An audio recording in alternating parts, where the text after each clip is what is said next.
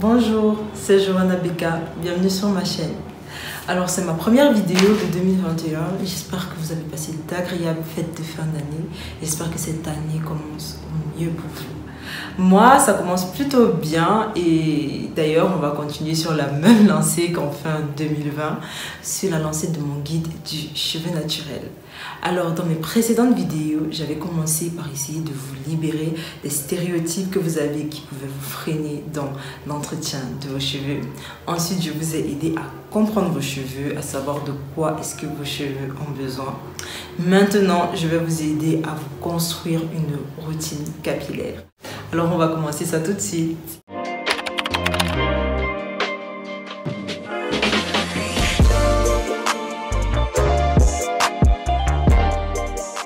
Pour commencer, on va parler des accessoires dont vous aurez besoin pour l'entretien de vos cheveux. Il y en a 4. Le premier accessoire dont vous aurez besoin et qui est très important, c'est un vaporisateur. Un vaporisateur, c'est un petit récipient avec une tête en pchit dans lequel vous allez mélanger de l'eau avec d'autres produits. C'est quelque chose qui va vraiment venir vous aider à chaque fois que vous aurez besoin de manipuler vos cheveux, de peigner vos cheveux. Le deuxième accessoire, c'est quelque chose d'alternatif. Ça peut être soit une brosse, soit un peigne. Maintenant, la brosse, il faut savoir que vous ne pouvez pas utiliser n'importe quelle brosse pour vos cheveux naturels. Ça doit être une brosse qui a été spécifiquement conçue pour les cheveux naturels. Maintenant, en dehors des brosses, vous avez aussi des peignes à grosses dents. Oubliez tout ce qui est petit peigne. Quand vous partez au salon de coiffure, elles veulent vous peigner les cheveux avec le petit peigne. Criez, j'ai dit criez, parce que non, c'est tuer vos cheveux ça. Il vous faut des peignes avec des dents assez larges, assez espacées. Ça va vous permettre de démêler avec un peu moins de casse. On commence par la pointe. Petit à petit, on remonte. La force, la brutalité avec les cheveux naturels, vous allez perdre. 1, vous allez vous faire mal. 2, vos cheveux vont même se couper. 3, vous allez vous fâcher. Bref. Mais franchement, de tout ce que je viens de dire là, la meilleure méthode pour démêler ses cheveux, c'est le finger detangling. C'est-à-dire démêlage au doigt. Démêler vos cheveux avec vos doigts, ça va vous permettre de réduire considérablement la casse. C'est un peu ça pour le deuxième accessoire. Troisième accessoire qui est super important aussi, ce sont des chouchous, des chichis ou des clips. À quoi est-ce que ça va vous servir? Vous devez travailler en section. Quand vous avez besoin de démêler vos cheveux en section, appliquer des produits en section, tout se fait en section. Pourquoi? C'est pour éviter que les cheveux s'en mêlent. Maintenant, le dernier accessoire, c'est le bonnet en satin. Le bonnet en satin, c'est quelque chose qui sera là pour maintenir l'hydratation. Parce que vos draps absorbent tous les soins que vous allez mettre. Donc, utiliser des bonnets en satin, ça va permettre que vos draps n'absorbent pas parce que le satin a une texture quand même particulière. C'est aussi quelque chose qui est important au niveau des contacts, c'est-à-dire quand le cheveu entre en contact avec votre drap normal, il est possible que ça puisse engendrer aussi de la casse. Donc, ça évite certains frottements. Donc, par rapport aux accessoires, je pense que c'est tout ce que j'avais à dire. Maintenant, on va entrer dans le vif du sujet, on va entrer dans la routine en elle-même. J'ai divisé ça en 7 étapes. Alors, j'ai divisé ces 7 étapes en 2 parties. Une première partie que j'ai appelée la partie lavage. La première partie est constituée de 4 étapes. On a d'abord le pré-bout, ensuite le shampoing, après l'après-shampoing et à la fin le masque. Il faut savoir que la liste que je viens de faire, ce n'est pas forcément dans cet ordre-là que vous êtes obligé de faire les choses. C'est quelque chose de vraiment subjectif, c'est-à-dire qu'il y a des filles qui décident que voilà, moi je ne vais pas faire de pré-bout, d'autres qui vont te dire je ne vais pas faire de shampoing, certaines qui vont te dire que non, moi je vais mettre le masque à la place du pré-bout, donc c'est vraiment quelque chose de subjectif. Du coup, première étape, le pré-bout. Alors, c'est quoi le pré-bout? Quelque chose que vous allez mettre avant votre shampoing. C'est comme un soin, une protection en fait que vous faites avant d'utiliser le shampoing. Parce que le shampoing, il est assez agressif quand même pour les cheveux. Parfois, certains shampoings. Du coup, là, vous protégez vos cheveux en fait, avant de venir les laver. Généralement, ça s'assimile au bain d'huile parce que c'est de l'huile que vous mettez. Vous commencez par votre cuir chevelu et vous descendez jusqu'à vos pointes. Deuxième étape, maintenant, c'est le shampoing. on a le shampoing clarifiant et le shampoing hydratant.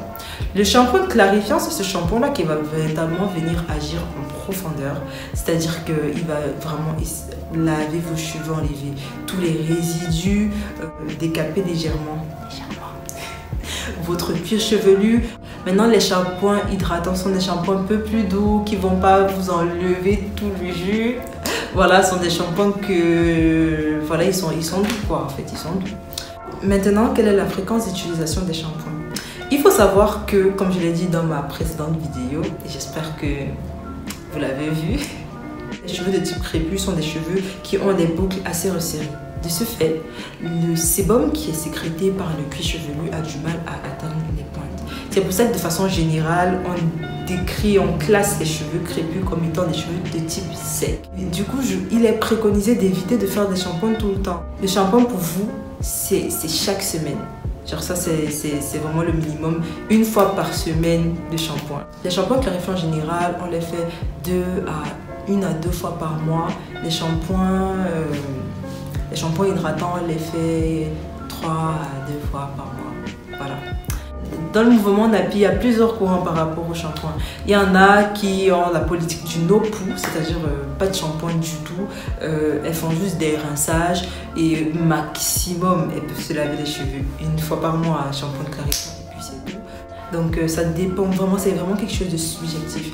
Et maintenant, si vous avez été très attentif à ce que je disais dans mes précédentes vidéos, vous devez savoir que les personnes qui ont des cheveux de type fin, la politique no-poo, ils sont vraiment pas concernés. Vous lavez vos cheveux, faites vos shampoings clarifiants. Moi, je vous conseille 2 fois par mois et voilà.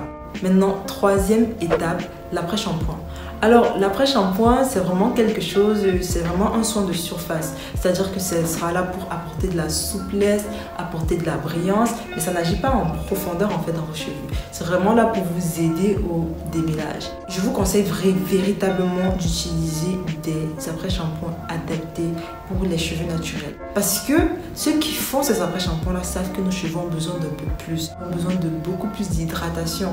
Alors c'est pour ça que quand vous allez mettre il y a certains après-shampoings pour cheveux naturels qui font vraiment la diff. C'est aussi le moment où vous allez utiliser vos brosses, vos doigts, votre peigne, tout ça. Et comme je l'ai dit, encore une fois, c'est en section. Maintenant, la dernière partie, c'est le masque. Le masque, c'est vraiment l'élément déterminant de votre routine capillaire. Vous adaptez les masques aux besoins de vos cheveux. Parce que les masques, c'est quelque chose que vous pouvez acheter, c'est quelque chose que vous pouvez faire vous-même. Vous savez de quoi est-ce que vos cheveux ont besoin.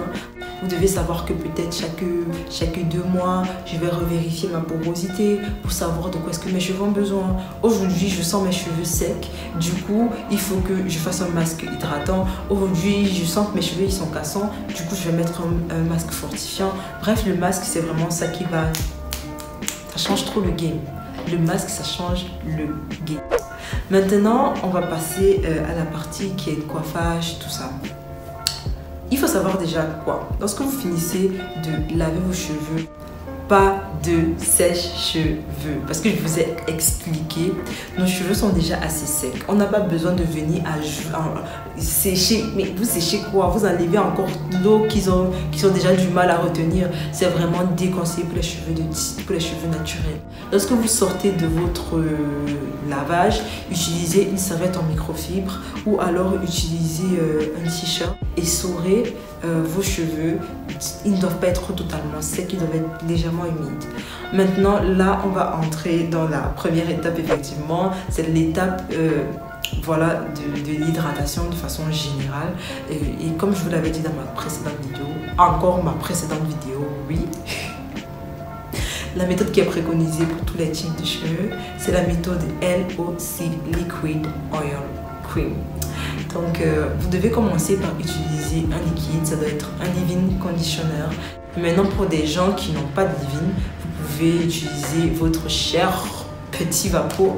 Vous allez faire votre petit mélange là, vous revaporisez de l'eau dessus et là, vous venez avec de l'huile pour céder cette hydratation. Et je vous ai dit, les huiles sont en fonction de votre porosité, de votre épaisseur. Et ensuite, vous mettez votre crème.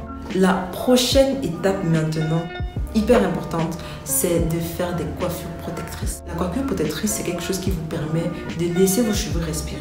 Vous laissez vos cheveux, vous ne manipulez pas trop vos cheveux, vous ne peignez pas, vous ne les tirez pas dans tous les sens pendant au moins, disons, environ une semaine ou bien même quelques jours, 3-4 jours. Parce que c'est important de laisser respirer vos cheveux, parce que la manipulation des cheveux naturels, des cheveux crépus, c'est ça qui cause véritablement la casse. On évite la manipulation au maximum. Moins vous manipulez vos cheveux, moins vos cheveux se cassent, moins vos cheveux se cassent, plus vos cheveux sont redondants. Ayez des coiffures protectrices, parce que là, moi j'ai des locks.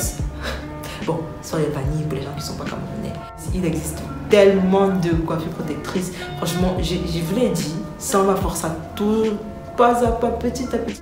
Maintenant, la coiffure protectrice n'exclut pas le fait qu'en semaine, vous pouvez revenir rajouter de l'hydratation sur vos cheveux avec votre petit vapeau. Lorsque vous sentez que vos cheveux ne sont plus assez hydratés, lorsque vous les sentez très secs, ça aussi, ça change quand même beaucoup vos cheveux. Donc voilà, c'était ça par rapport aux coiffures protectrices. La dernière partie, je sais pas pourquoi est-ce que j'ai mis ça en dernière étape, parce que j'en ai déjà parlé, mais je pense que c'est quand même important. Il faut dormir avec vos prononcateurs. Sinon, tout ce que vous avez fait là, tout ça là, ça ne sert à rien. Ton hydratation là, sur ton drap, ça ne sert à rien.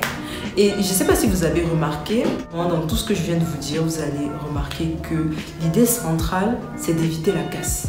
On fait tout pour éviter la casse. On fait tout pour éviter la manipulation. Le plus important, c'est de traiter vos cheveux avec douceur. C'est pour ça que vous les faites en section. Vous ne les peignez pas tout en un coup comme ça. C'est pour ça que vous ne les frottez pas dans tous les sens. C'est de la douceur. Il faut être ordonné. Il faut être vraiment discipliné lorsqu'on s'occupe de ses cheveux naturels.